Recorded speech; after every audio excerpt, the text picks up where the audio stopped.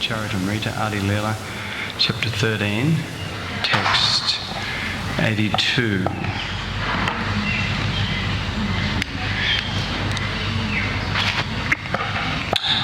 Yahan tahan savaloka karaye samana.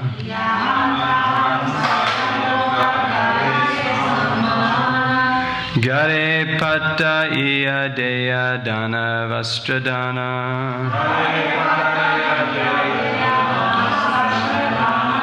Yahan tahan savaloka karaye samana.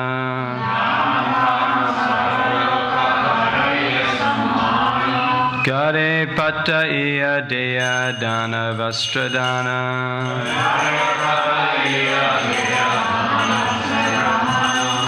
Yahan, wherever. Tahan, anywhere.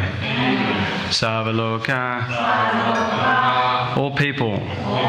Kariye, show. Samana, respect. Gare, at home. Patta iya, sending. Deya, give. Dana, riches. Vastra, cloth. Dana, padding. Translation purport by His Divine Grace A.C. Bhaktivedanta Swami Srila Prabhupada Ki. Anywhere and everywhere I go, all people offer me respect. Even without my asking, they voluntarily give me riches, clothing and padding. Translation, please repeat. Anywhere and everywhere I go. All people offer me respect. Even without my asking. They voluntarily give me riches, clothing and padding. Purport. A Brahmana does not become anyone's servant. To render service to someone else is the business of the Shudras. A Brahmana is always independent because he is a teacher, spiritual master and advisor to society. The members of society provide him with all the necessities of life. In Bhagavad Gita, the Lord has divided society into 4 divisions: Brahmana, Kshatriya, Vaishya and Sudra. A society cannot run smoothly without this scientific division. A Brahmana should give good advice to all the members of the society. A Kshatriya should look after the administration, law and order of the society. Vaishyas should produce and trade in all the needs of the society. Whereas Shudras should render service to the higher sections of society, the Brahmanas, Kshatriyas and Vaishyas. Jagannath Mishra was a Brahmana, therefore people would send him all bodily necessities, money, cloth, grain and so on. While Lord Caitanya was in the womb of Sachimata, Jagannath Mishra received all these necessities of life without asking for them. Because of the presence of the Lord in his family, everyone offered him due respect as a Brahmana. In other words, if a Brahmana or Vaishnava sticks to his position as an eternal servant of the Lord and executes the will of the Lord, there is no question of scarcity for his personal maintenance or the needs of his family. Om Gyanajmandasya Gyananja Salakaya Chakshomalatam Jena Tasma Shri Gurave Namaha. Hare Krishna. Krishna. So we offer respectful obeisances unto all the Vaishnava devotees of the Lord who have dedicated their lives to propagating Krishna consciousness. Vanchikalparubhisha Kripasindhavivacha Patitanam Bhavanebho Vaishnavanam. And we beg the mercy of all the wonderful Vaishnavas here that we can say something of value. We'd also like to welcome any new devotees to the family of Krishna consciousness. And we also have Bhakti Jack and his partner Brigitte. Bhakti Jack's been away for a long time. He's come back and he's getting married soon and going on a tour to Europe. We're hoping he'll come back here one day. his eternal home. So thank you for attending class. So this is continuation of the advent of Lord Caitanya. So this is Jagannath Mishra speaking. Jagannath Mishra was a highly exalted Brahmin and Vaishnava, and of course no ordinary Brahmin or Vaishnava, because he had the Supreme Personality of Godhead himself, Lord Chaitanya Mahaprabhu, in his family as his son. So we see here that he's stating that wherever he went, he was offered, all people would offer him respect, voluntarily give him riches, clothing, rice, grains, etc. So this is the custom in the Vedic culture that the greatest respect is given to the Supreme Personality of Godhead and his devotees, the Vaishnavas and the Brahmanas. And Jagannath Mishra was not just a Brahmana, but he was a Vaishnava as well.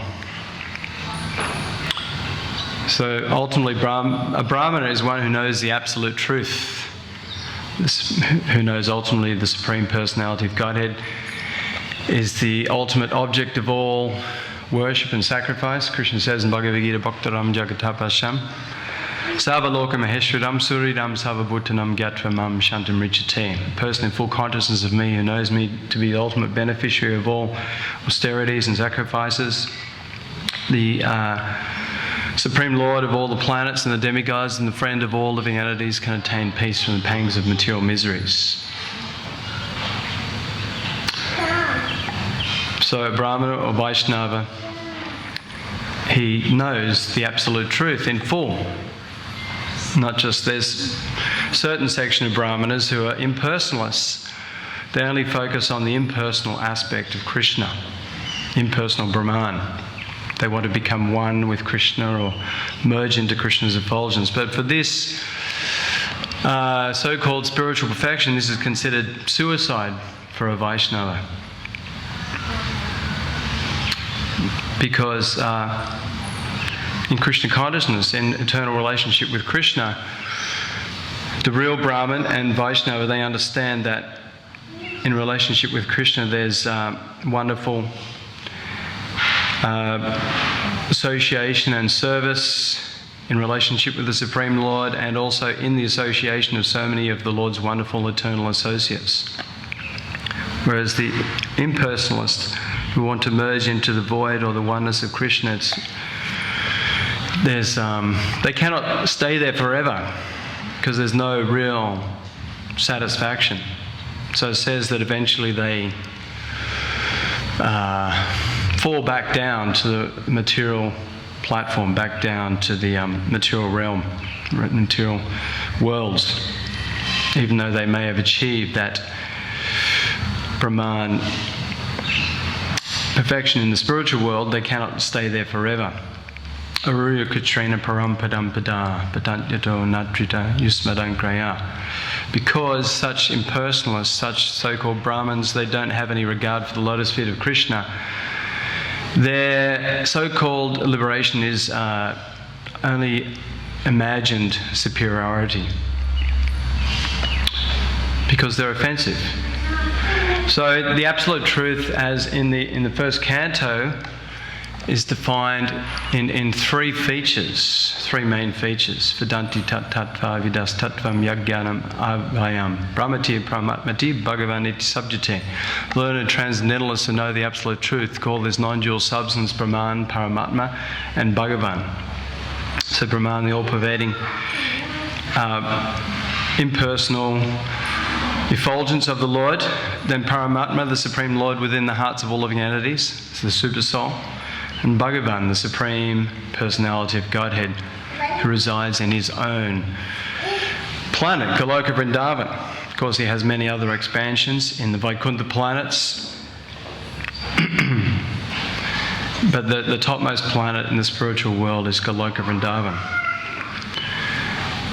So the most highly exalted Vaishnavas and Brahmanas, their aspiration is to rekindle their eternal loving relationship for the Supreme Personality of Godhead Krishna. And as Prabhupada says, go back home, back to Godhead. And their destination, their goal is Goloka Vrindavan. So Srila Prabhupada, he's given us everything so that we can become a perfect pure devotee, a perfect Vaishnava, a perfect Brahmana. Srila Prabhupada set up this whole movement. He's given us the chanting of the Hare Krishna Maha Mantra, the Yuga Dham, Hare Krishna, Krishna Krishna, Hare Hare, Hare Rama, Rama Rama, Hare Hare. Given us kirtan, dancing and ecstasy, prasadam, worshipping the deities, hearing these transcendental literatures, associating with devotees, living in a holy place, all these most powerful angas of devotional service Srila Prabhupada had given us, so that even in this life, even in a moment, we can become fully Krishna conscious, fully in love with Krishna. Ihayasha kale dashen nikalas vapyavasastu jivan mukta uchate. That a person who has engaged his words, his thoughts, his actions in the service of Krishna, the Supreme Lord, is considered a liberated soul, even while living in this material body. So it's not that we even have to wait to go back to Godhead. We're already back to Godhead by being fully absorbed in Krishna consciousness.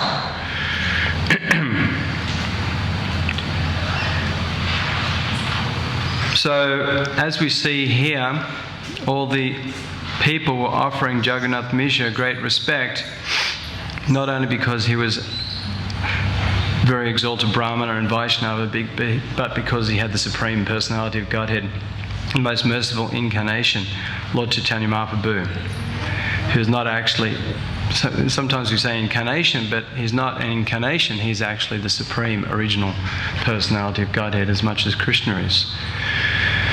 He's come in the mood of a devotee, combination of Krishna and Radha.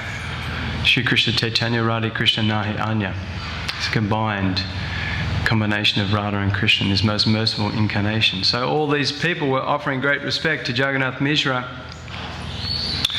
And this is the training in the Vedic culture. In Vedic culture, one is taught to even offer respect to all living entities, even if they are very fallen or an animal body. Krishna says in Bhagavad Gita, Vijivana Sampani Brahmani Gavan Hastini Suni Chaiva Subhakicha Pandita Samadashinaha. The learned and gentle Brahmana, one who's, how does it go? How does it start? The learned and gentle Brahmana sees with equal vision a Brahmana, an elephant, a cow, a dog, and a dog eater. So he sees different types of bodies, but within all bodies is the spirit soul. So he offers respect and tries to give Krishna consciousness to all living entities to uplift them to their eternal relationship with Krishna. But he gives the most respect where respect is due. So the Vedic culture teaches that the highest respect is for the Supreme Personality of Godhead and his devotees, the Vaishnavas, the Brahmanas.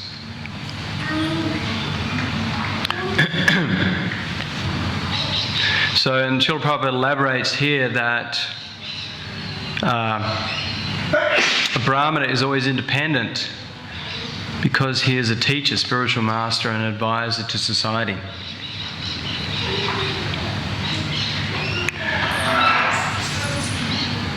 This is why he is independent. He doesn't need the guidance of others, one who's understood the absolute truth. He doesn't need the guidance of the Kshatriyas, the Vaishyas and the Sudras. He's not dependent on their abilities or their understanding in life. Whereas all the other classes, even the Kshatriyas who are in the Vedic culture, are also very highly exalted personalities, because it's their duty to rule the people spiritually and materially so that all living entities can advance in Krishna consciousness become purified and attain the topmost perfection of developing their Krishna prema and going back home, back to the spiritual world. But still the Kshatriyas are dependent on the Brahmanas for advice on how to run the state in a Krishna conscious way. What to speak of the other lower classes. And Srila Prabhupada says here that society cannot run smoothly without this scientific division of these four classes. The four varnas. So in Krishna consciousness we have the four varnas and the four ashrams. So the four ashrams are brahmacharya, grihastha, vanaprastha and sannyas. So in the Vedic culture there was a combination of these ashrams and varnas for a perfect working smooth society. Srila Prabhupada gave the example that these different varnas that he's mentioned here are like different parts of the body. So as for the body to run properly, there needs to be a good head. If you have no intelligence, or if you don't have a head, how can the body survive? If you don't have good intelligence, how can you know how to act properly, utilising all the different parts of the body? So the Brahmanas and the Vaishnavas are considered to be like the head, to give proper guidance, spiritual guidance to the whole of society. The Kshatriyas are like the arms. They're meant to give, just as the arms give protection to the body. So the Kshatriyas, like the arms, they give protection to the whole society. The word Kshatriya means to protect from harm. And what is the greatest harm? That people especially in modern day society, are misguided away from Krishna consciousness, away from the real understanding of life. Misguided by so many bogus teachers, leaders, politicians, etc. So this is the greatest violence, to ignore this spiritual aspect of everyone's life. And on the part especially of the leaders of society, it's stated in the Bhagavatam in the 5th canto by Lord Rishabhdev that one should not become a spiritual leader, a mother or father, a worshipable demigod, unless he can deliver his dependents from the ocean of birth and death. So the Kshatriyas have this responsibility. The Vaishyas, they produce the grains and look after the cows and trade in all the needs of the society, and the Sudras do all the hard work, labouring. So we see in modern day society, Srila Prabhupada would point out many times, modern day society, there's no head. The most important part of the body, there's no head. There's no qualified leadership in society. The leaders are Sudras somehow or other. They've been voted into these highly exalted positions, but on the most part they're no better than Sudras or Malechas or Yavanas, low-class people addicted to all sinful activities.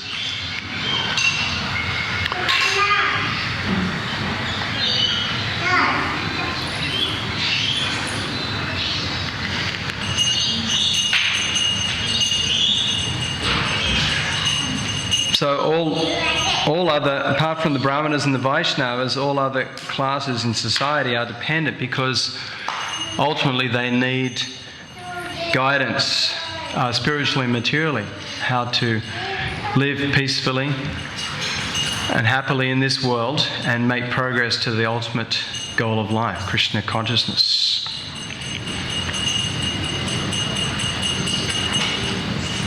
So another place in the Bhagavad Gita, the qualities of a Brahmana, we're hearing here about the great exalted Brahmana, Jagannath Mishra, no ordinary personality, to have the Supreme Lord as his son, very, very exalted personality, and his wife, Sachimata, eternal residence from the spiritual world.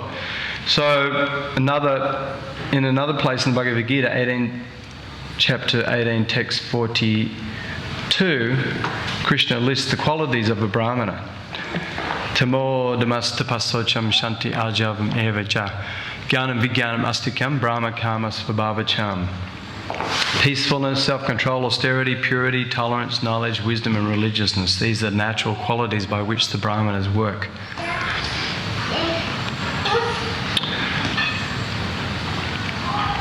And ultimately, above all these qualities, a real brahmana, a Vaishnava brahmana, he's completely engaged 24/7 in the unalloyed devotional service of Krishna.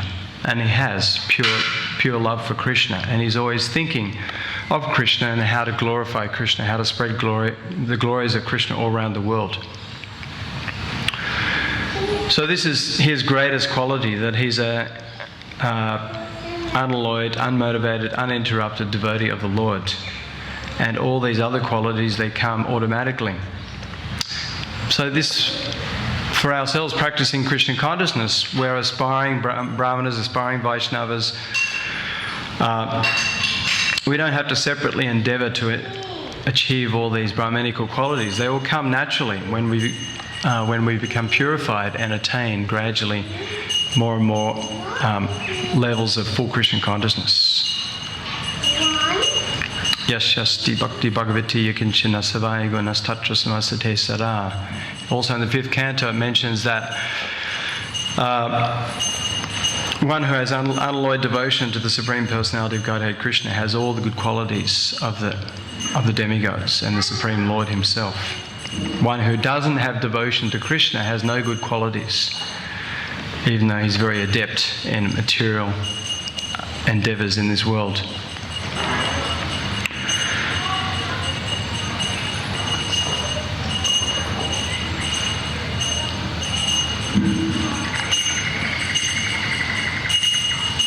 And another point that Srila Prabhupada makes at the end of this purport,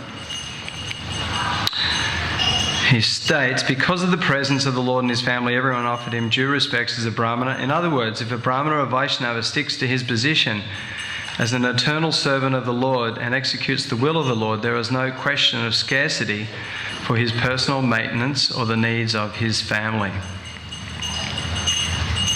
So that's a very interesting point. Srila Prabhupada would say that Krishna he's maintaining even the ants and the elephants. He's giving the ant his little grain of sugar every day. He's giving an elephant a ton of food every day. And he's even providing food and sustenance and water and sunlight and different necessities of life, even the opportunities for spiritual guidance, even to the most fallen personalities in human society who are addicted to meat eating, intoxication, gambling, illicit sex, all different demoniac activities. But Krishna is still very kind and providing them all the opportunities and necessities of life. Then why won't he especially give all necessities and opportunities for those who have dedicated their lives to his lotus feet, to engaging in Krishna's unalloyed devotional service? Srila Prabhupada gives an example that in 1942, 1943, he talks about there was an artificial famine in Calcutta, introduced by Winston Churchill in the war. And many people, like millions actually, because what the British government did, they took the crops of rice and different grains from the people and they dumped them in the ocean or the rivers for fear that the enemy, the Germans or the Japanese might get hold of such supplies. So millions of people died as a consequence. But Srila Prabhupada said that those who are Vaishnavas and Brahmins, devotees, they weren't affected. They didn't have a problem in surviving. So we see that where's the shortage? So many people are complaining there's a shortage in the world, there's too many people in the world, there's not enough food or supplies to look after everyone in the world. But Srila Prabhupada said there's enough supplies and food in the world to feed the population 10 times over. It's only a question of mismanagement. So where do we see that as aspiring devotees of the Lord, that we're going short in Krishna consciousness. Do we not have enough prasadam every day to eat? Our problem is we have too much. Do we have not a nice place to live?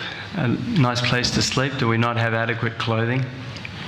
No, all these things are there. We don't have to worry about these things automatically. By being fully immersed in Krishna consciousness, these things will come.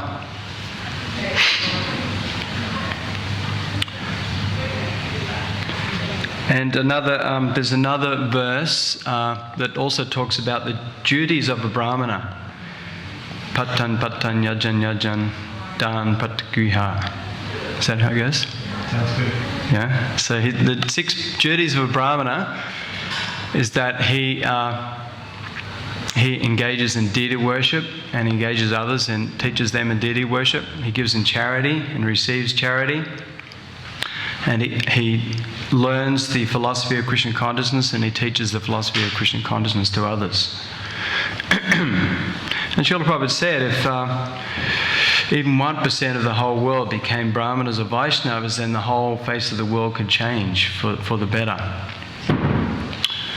So Srila Prabhupada wanted this, that we follow in the footsteps of such highly exalted Vaishnavas and Brahmanas, as we're hearing about Jagannath Mishra and so many other highly exalted associates of Lord Chaitanya Mahaprabhu listed here in the Caitanya Caritamrita, and so many other Vaishnavas and Brahmanas we hear about in the Srimad Bhagavatam, and Srila Prabhupada and the whole Parampara. We see on the back wall, Bhaktisiddhanta Saraswati Thakur, Srila Bhaktivinoda Thakur, Srila Gauranga Das Babaji, back to the 6 Goswamis, so many highly exalted personalities. So we have to, not that we can ever imitate these highly exalted souls, but we have to follow in their footsteps. Mahajano yena katasa panta. We have to follow in their footsteps by engaging in Krishna consciousness just as they did, by immersed fully in chanting Hare Krishna, Krishna Krishna, Hare Hare, Hare Rama, Rama Rama, Hare Hare. Srila Prabhupada said, anyone who chants at least 16 rounds on his beads and unlimited rounds off his beads is certainly the greatest meditator by practicing this yoga system. So we have to practice always chanting Hare Krishna, always immersing ourselves in reading and discussing this philosophy, always engaging in some sort of service for the pleasure of Shishi Radha Govardhana, Shishi Gaunitai, Shishi Krishna Balaram and the assembled devotees, and always trying to preach Krishna consciousness. And we should practice 24 hours through the day at trying to be engaged in service and remembering the Lord and never forget Him. Said that always remembering Krishna and never forgetting Krishna, these are the 2 most important rules, in which all the other rules hinge on these 2 principles. So another interesting point to note in this description of the advent of Lord Chaitanya Mahaprabhu and his parents, and that when all the residents of Navadvip, when they saw that Sachimata was pregnant and had the Supreme Personality of Godhead within her womb. Another point mentioned here is that, in the previous verses, is that Lord Chaitanya Mahaprabhu's parents, they had actually 10 children. The first 8 were girls and they died one after another. And then they had Vishvarupa and then Lord Chaitanya Mahaprabhu. So this this is one way to make devotees. Like, there's basically 2 ways to make devotees. One is preaching Krishna consciousness to the fallen conditioned souls. And all of us were also fallen conditioned souls, but somehow by the causeless mercy of Srila Prabhupada and his representatives, we are here now in Krishna consciousness, practicing Krishna consciousness.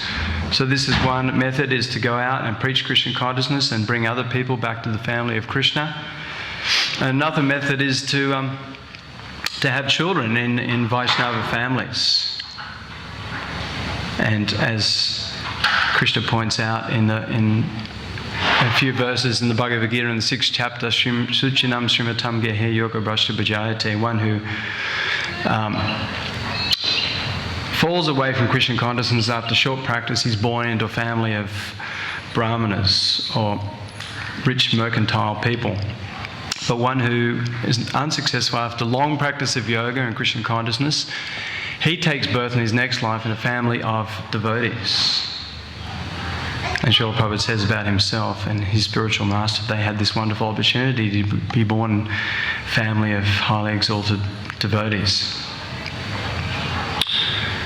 So somehow or other we have to increase Krishna's family, Lord Chaitanya Mahaprabhu's family members, either by preaching or by having children. And this is a Grihastha community especially. Of course, it's wonderful if those who are brahmacharis can stay brahmachari their whole life. But Srila Prabhupada said actually that all the ladies should get married and all the brahmacharis should stay brahmachari. And he said, but you work out how to do that.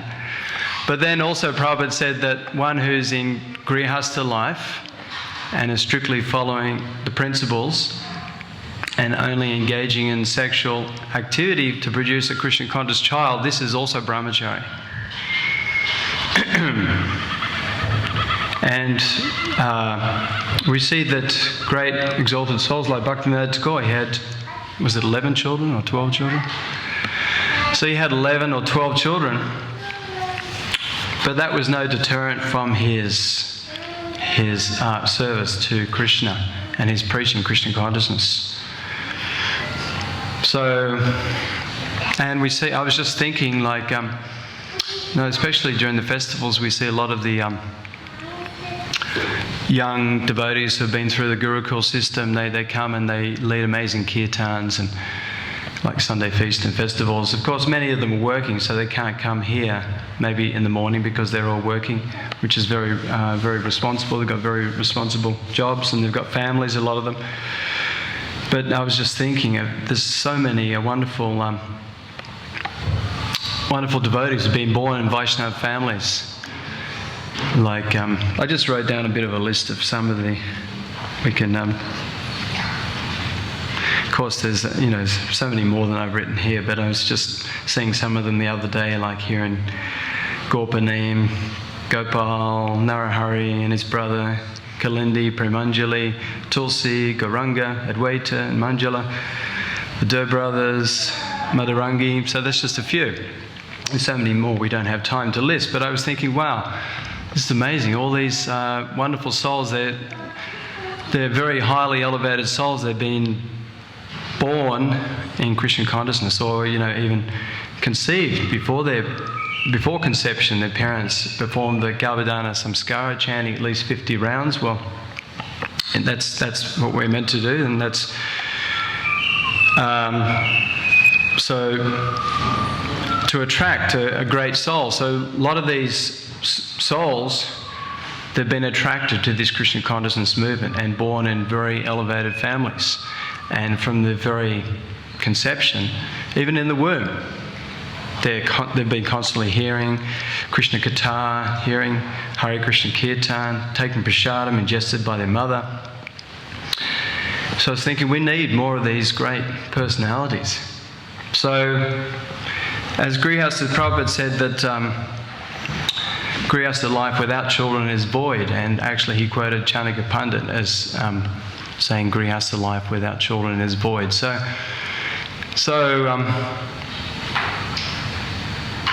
of course it's not easy to raise Krishna conscious children, even to raise them materially is not easy. What to speak of raising them in Krishna consciousness. But and there may be some devotees in the Grihastha ashram may be so ecstatic in Krishna consciousness that they so fully absorbed that they don't have time or don't have an inkling of attraction for producing children. So that might be good if you're very pronounced, but generally most of us get married because we want some association, some sexual There's some sexual need there. So Prabhupada said you can dovetail that in Krishna consciousness by producing Krishna conscious children. So just as we see here, Lord Chaitanya's parents had 10 children. Of course, I'm not saying that everyone should have 10 children, but there are devotees who have 5 or 10 children, and that's wonderful. But at the same time, there's many grihastas who don't have any children, and that's and then I was thinking one example. Lakshmi Van and his wife Tulsi, for many years they were married, they didn't have any children, but eventually they took advice from His Holiness Caitanya Maharaj, and he advised them that you should really try for children. And they wound up with 2 wonderful little boys, and you see them quite often come for Mangalati here, right? And it's so wonderful to see Lakshmi Van and his 2 little boys, and sometimes they're walking around the temple. They're both all the little boys that get beads in their hands. So this is a wonderful opportunity the grihastas have, is to bring other souls into this world. And you never know. Of course, not that we can expect that we can get the Supreme Personality of Godhead in our family, but there's many exalted souls out there just waiting. They're lining up to take birth in this movement. So, and many of these souls, these devotees born in Vaishnava families, they're the future leaders of this movement. They will be the future leaders of this movement. So somehow or other we have to, as Lord Chaitanya Mahaprabhu, his family and associates were unlimited, we also have to increase the family of Krishna consciousness through preaching, through having children, and we have wonderful Gurukul here now. There's over 100 students, and you just look at the caliber of many of these kids. They're very special personalities. So it'd be good to increase the numbers in the Gurukul and increase Krishna's family unlimitedly. So we see also so many nice people coming through Krishna village, coming to Krishna consciousness. Is such a wonderful, attractive place. New Govardhana, so many wonderful devotees attracting new people, and so many wonderful activities. So many kirtans and festivals, and the prasadam is, out of this world. And just such a wonderful atmosphere to practice Krishna consciousness. So naturally, many people from all walks of life, young and old, from all different religions or races, are coming to this community and actively becoming inspired and taking part in Krishna conscious activities. And no activity on a community like this is an ordinary activity. It's fully transcendental, spiritual. Even if you're cleaning the floors or washing the pots or gardening for Krishna, pulling out the weeds for Krishna, even those jobs that in the material world no one wants to do. No one wants to clean the floors, or no one wants to clean the toilets or pull out the weeds, right? But in Krishna consciousness, devotees are enthusiastic to do all these services because they understand that they're fully transcendental activities, they're fully purifying. Any one of these activities can elevate me to pure Krishna consciousness. And as Krishna says in the Bhagavad Gita, 8.7, Tasmat Saveshu Kaleshu Mamanushmara Yujita Mayapita Manu Buddhi Mami Vashat Yasham Shayaha. Therefore, you should always think of me in the form of Krishna, at the same time carry out your prescribed duty of fighting. With your activities dedicated to me and your mind and intelligence fixed on me, you will attain me without doubt. So this we can practice is always thinking of Krishna's form, quality, his names, his pastimes, his associates, why we're engaging in even very simple activities, like I said, washing the pots, or cleaning Krishna's temple room floor, whatever it is. These activities are very glorious activities, and at the same time, think of Krishna. Just like Srila Prabhupada says, he gives the example that a woman who's married but she has a paramour relationship with some other man, she's doing her duties so perfectly the husband can't detect within her mind. She's thinking, when can I go and meet with my paramour? So Krishna, he's our greatest paramour. While we're doing our duties, we can think of our greatest lover, Krishna, and his eternal associates, like Srila Prabhupada and so many other exalted souls. And now we've just had His Holiness Kadamba Maharaj pass away. He lived a wonderful life, almost 50 years, preaching Krishna consciousness. Such a wonderful, great preacher, attractive personality with so many amazing qualities. The other day he just passed away in Sri Vrindavan Dham. No doubt he's gone back to be with Prabhupada and all the other great souls in this eternal lineage. And so there's going to be a memorial for him. I believe his disciples have organised it for Saturday. So anyone is welcome to attend that memorial. 10 o'clock, starts about 10 o'clock, winding up with a feast in Maharaj's honour.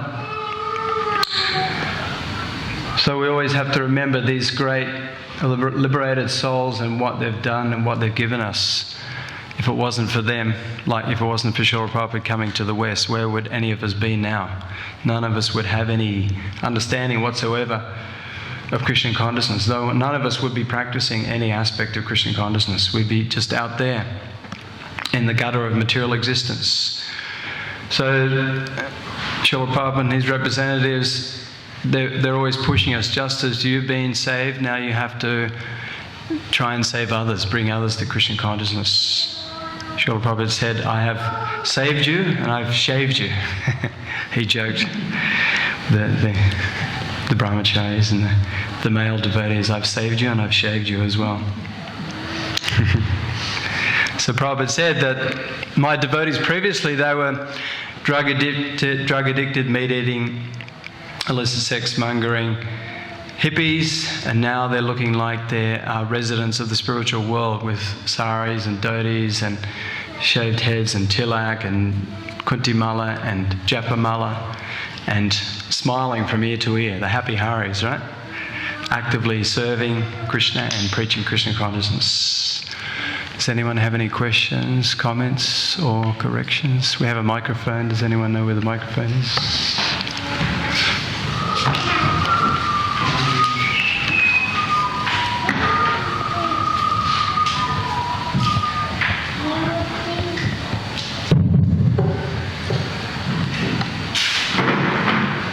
Yes, Bhakta Jack, I think, had his hand up there. Hare Krishna. Hare Krishna. I just had a question from earlier on the talks. I was wondering if you could dispel some doubts. It seems like a contradiction. You're saying in the Bhagavatam, fifth canto, if one has no devotion to Krishna, he has no good qualities. But then we also hear that someone without devotion can have good qualities, but without that one, they're not there. So if you could talk about that. Well, yeah, everyone has some. Everyone has some good qualities. By nature, all souls have these qualities, but Srila Prabhupada said they've been covered over. Just like rain, when it falls to the ground, it becomes muddied, becomes contaminated. But that same water can be purified. You put it through a water purifier, it can purify it back to its original state once again. So everyone by nature has these qualities, good qualities, but they're covered over. They're in a dormant state. And but you could say, like you mentioned the quote out of the Bhagavatam, they have no good qualities. Because they're not engaged in Krishna consciousness, then all those, whatever qualities they may have, are useless because it's not leading them to the perfection of life. You know, they may have some ability and to, make lots of money, or they maybe have great ability in music, or art. And this is all nice, but if it's not dovetailing in Krishna consciousness, then it's srama eva hi kevalam. The occupational duties a man performs according to his own nature are only so much useless labour if they do not provoke loving attraction for the hearing the messages of the Supreme Personality of Godhead. That's another verse in the Bhagavatam. Did you want to add something? Is it on? Yes. You know that verse, like the verse.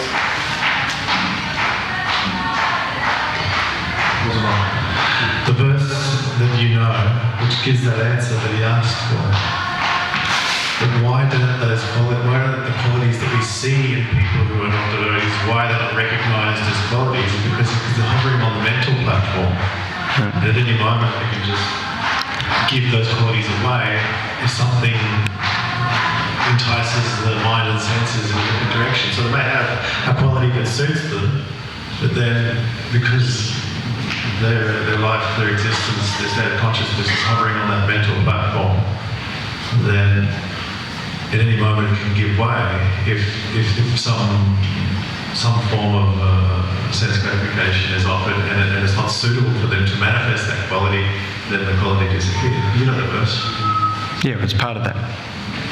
Part of the verse that we stated before, Yashasti Bhakti. Because they're hovering on the mental platform. That's part of that verse. Yeah, so we see people, they may have some kindness or compassion or some honesty or truthfulness or cleanliness, but at any moment, due to bad association or interaction with the modes of especially ignorance and passion, they can lose those qualities, give them up for, greed or envy or lust, can be completely overwhelmed and lose all these qualities by the lower qualities. Yes, so in that sense, the quality may appear to be there, but it's not substantial. It's not substantial because it's not fixed. The quality is not fixed. Yeah, that's a good point.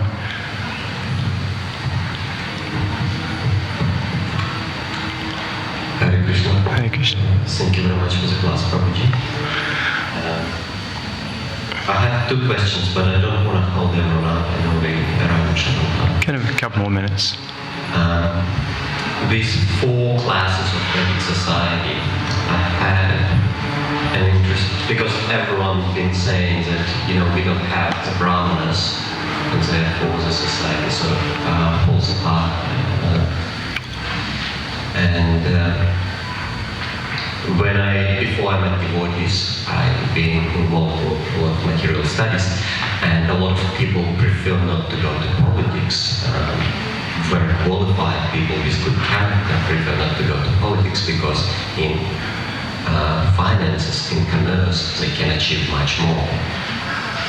They have bigger impact on society and they have bigger impact on the world around them, so they even if they want to be good and doing right things and have Brahman qualities, let's say, that they can develop, commerce and finances seems to be more appropriate field.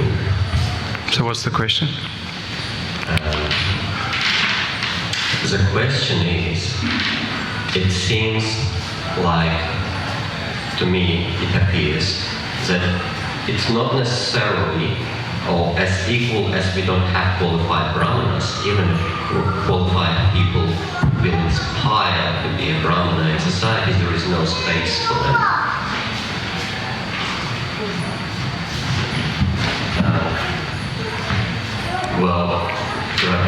So you're asking here, is that my misconception and how would we change that? So basically the question is, there's no, you're saying what to do with those who are Brahmanically minded, but there's no space for them because the positions have been falsely taken by those who are not qualified.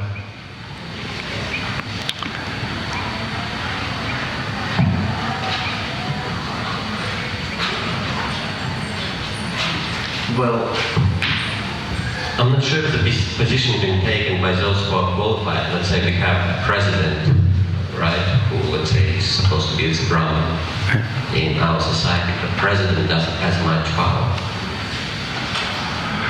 Like, Elon Musk has way more power than president. I'm just trying to work out what your question is, really. Okay, I'll state it differently. It seems that our society changed in such a way that it actually cut out the need for brahmanas and kshatriyas and left two classes. Just Sudras and Vaishyas, yeah. The Sudras and Vaishyas. Yeah. And Sudras and Vaishyas work together. So if you will have a brahmana put in position of brahmana, let's say make him a president, then he will become obsolete. He will have no impact on because what I'm saying is the whole structure needs all four links working very well together, because if you have brahmana without kshatriyas, the society doesn't work. If you have kshatriya without brahmanas, so you have to input the entire system at once. You can't just put good kshatriya without good brahmana and so on. Well, Srila Prabhupada would say that we are creating a system organization of, like, especially brahmanas and kshatriyas and proper vaishyas and sudras automatically by becoming Krishna conscious. So many of our devotees are falling into the proper roles of those different varnas, becoming qualified leaders for the whole of society. And gradually, as the movement spreads more, then people will start to have respect. You know, already many people in the world have respect for especially the Brahmanically minded and qualified devotees in this movement. Know someone like, say, Radhanath Swami. You know, he has big meetings where he gives talks about the philosophy of Krishna consciousness and Vedic culture, and he gets all sorts of famous politicians and people attending, you know. So there's already so many people have respect. So the more this movement spreads, the more people will have respect for those who are actually brahmanas and kshatriyas, and the more such personalities will gradually infiltrate into the leadership on a bigger scale in the broader society. Already, you know, there are devotees who are taking up these roles in leadership positions in the general society, and it will happen more and more as the movement spreads. So it's not that the positions are taken, even though if they're there's people in falsely posing as brahmanas and kshatriyas in the materialistic society, even though they're not qualified, doesn't mean that devotees who are actually qualified can't take on these positions of leadership in due course of time. I don't know if that's an appropriate answer, but Krishna Kirtan, would you like to add anything? Or? I think it's probably a little too late. Yeah, it's getting a bit too late. So we'll have to finish there. Varnashram's a very complicated discussion. Yeah, sure. Okay, Shri Caitanya Caritamrita ki jai, Srila Prabhupada ki jai, Gaur Premanandi.